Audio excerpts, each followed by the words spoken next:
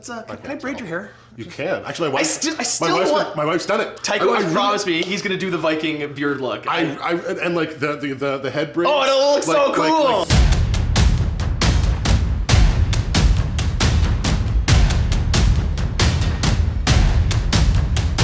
Welcome everyone to a video all about the Horus Heresy and a cool story that we finally get to tell you guys about. Up until now, we have been working kind of in the dark when it comes to releases coming out and stuff like that. We would run around on the internet looking for rumors, just like you. So it was with great pleasure when Games Workshop actually contacted us and said, hey, can we send you stuff early? And we said, that sounds cool. Yes, you can. They also said, hey, we've got this very cool project. You can't tell anyone about it. And so now we get to tell people about it. And guess what it is? It is the Horus Heresy.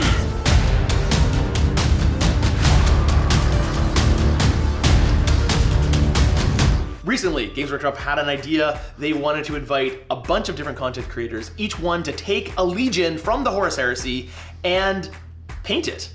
They basically gave us the box set early and said, assemble it, paint it in the Legion colors, send it to us, and we'll display it in Warhammer World. And we got assigned one of our favorite legions of all time. 30K, 40K, whatever K, Space Wolves. That's pretty cool. Hey guys, I also have Tak with me here. He also painted the army that we did for the Horus Heresy box set back near the beginning of the year when we got first contacted by Games Workshop to do this project. So you got an email in your inbox, ding, It comes in and it says, hey, do you want to take on a really long and arduous project of painting a whole box set? They didn't say that part at first. That was in the second meeting. And it was in the second meeting where I'm like, do we really want to do this? Can we do this? But Horus Heresy is so loved. The miniatures deserve story, they deserve narrative. And so we didn't want to skip on any details, and then we heard that it was going to be displayed at Warhammer World. Warhammer World. So we couldn't skip any of the. We're like, I guess we've got to. Dude, actually, good job. With Space Wolves, we got paired up with Stephanie from I think Orion's Belt, and we saw her Leman Russ, and we're like, oh crap. Oh my goodness. So she painted the Primarch Leman Russ separately from us. Yeah. And it's just.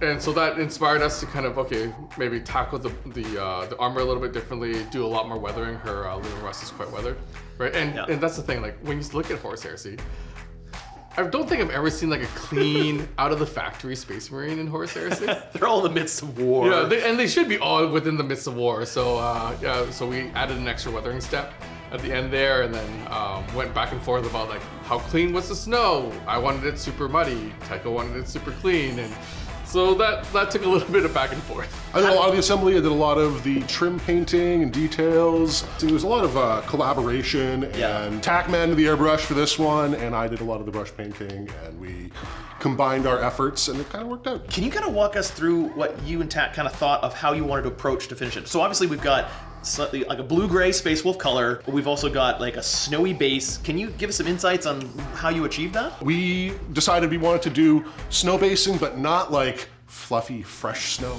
We like that kind of like West Coast, slushy, muddy. We're not sure exactly what season it is. It's a little bit between times, so that it's mucky, kind of gross and still cold and chilly, and gives that Space Wolves coming off the fjord kind of idea. Tak did all the airbrushing work, and to be honest, this army was like, it had all the first steps were all airbrushing. Airbrush priming is actually faster, mainly because you can just go straight into your Zenithal.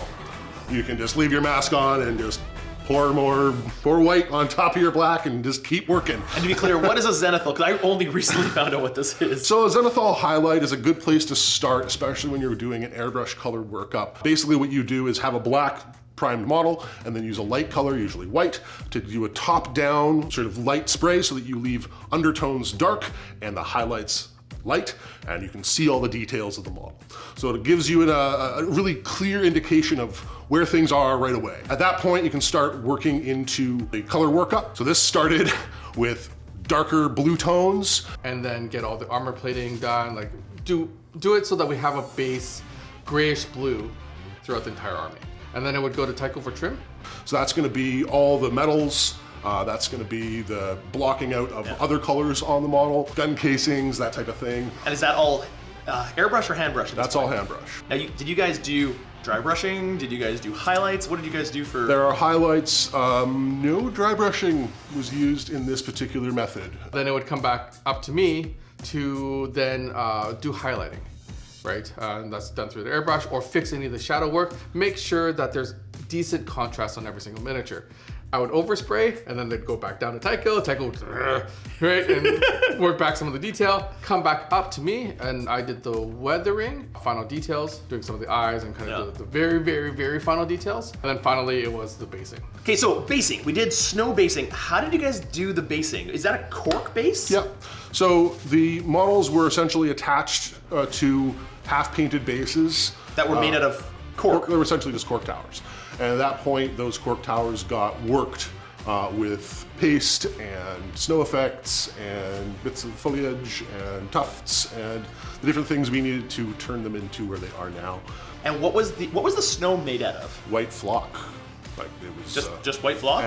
and water effects and glue in different combinations. So sometimes the snow was applied to glue that was already on the base. Sometimes the snow effect was actually mixed into essentially a paste with different kinds of glue to be applied as if it were a technical paint. I also saw you guys doing that to like the tank treads and stuff like that, to like as if they're like running through the snow. Yep. That's cool. That's really cool. Is there any particular model that you're very proud of from that? The Praetors had a lot of careful, very finicky trim that I felt I was lucky to get out alive on some of those. Very fine filigrees. Very fine detail. Where you're having to like, I don't have the kind of motor control to like do it on purpose. Yeah. So I have to use the edge of my brush and just kind of sweep closer and closer and closer until it happens and just hope it happens right. Because it's tolerances that my fat fingers can't hit. So you have to know your tremor. So we actually got to take this army, we sent it to them, and then they gave us one ticket to go to Warhammer World. One. Yeah, just one. I was very honored to be the one to go, and I felt bad that nobody else on the team got to go. And we got to go over there for the Horus Heresy event. It was a bit of a big project to fit in that time and send it off in time, but we did it. It got there safely, and when I got to Warhammer World, it was so cool to see it there. It was just a ton of fun. I got to meet some cool fans. I got to meet lots of really passionate Horus Heresy players, as well as cosplayers and people from the Warhammer community. I'm so happy everyone seems to be enjoying those models. We had a great time painting them, and it was a real honor to be included in this amazing release. It was cool. And get such an awesome force to be part of. We did some fun conversions, both you and I, on those models. I got to do conversions on the Dreadnoughts. I gave like frost claws kind of thing, like some wolfy bits, and it's fun. So Nick comes back and he's like, I'm super excited. I've got all these ideas, and he's more excitable and enthusiastic than normal, which says a lot. So we had to deal with that for a while. So thanks, Games Workshop. I think I said something along the lines of, you couldn't damper my enthusiasm with a power hammer. And we tried. So the Age of Darkness set comes out fairly soon. I do really think it's actually pretty good value for how many miniatures I think it's you a get. stunning value. As far as I understand, the price point's going to be excellent, and there should be lots of beaky Marines running around real soon. Yeah. All the miniatures in there seem to have 40k rules too, if you wanted to play them as 40k models. Yes, we all love Space Wolves, but you have to choose a Legion. You often choose Chaos. What kind of Legion would you choose? Ooh, I might have to go something silly like Emperor's Children. Really? Emperor's Children? I actually wouldn't have picked that for you. I bet you guys couldn't pick mine. If I had to pick a Legion from 30k, Alpha Legion. Interesting. You like the teal. It's more so that I like the lore that I can choose either side I want. Are they loyalists? Are they traitors? Who knows? I love it. That's all we have for you today. We enjoyed getting to do this project. It was a lot of fun. And we're hoping to do more 30k in the future. So until we see you next time, Play on. In the Age of Darkness, coming soon. cowardly, you stabbed me in the back. You were running away. Horus Heresy. So it comes down to a 50-50 roll, whether my character lives or dies. I